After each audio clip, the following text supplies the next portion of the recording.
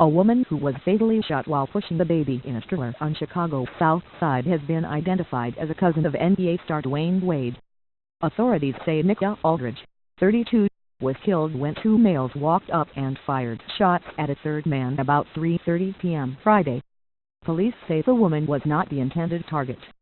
Wade's mother, Dwyane Wade, spoke on behalf of the family Friday night while holding her sobbing sister close outside the emergency room where Aldridge was pronounced dead. Just sat up on a panel yesterday, the undefeated, talking about the violence that's going on within our city of Chicago, never knowing that the next day we would be the ones that would be actually living and experiencing it, she said.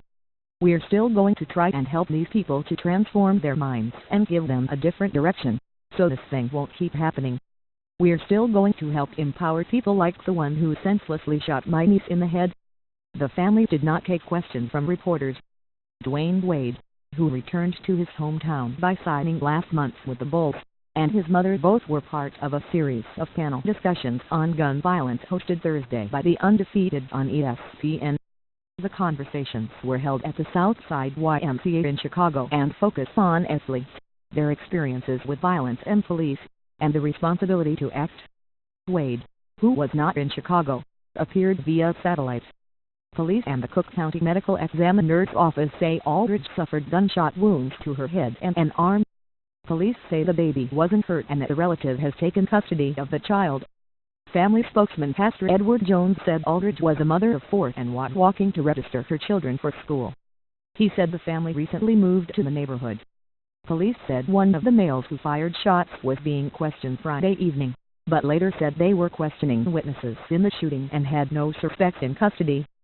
Chicago has been hit hard by violence this year. More than 2,600 people have been shot in the city, mainly on the south and west sides.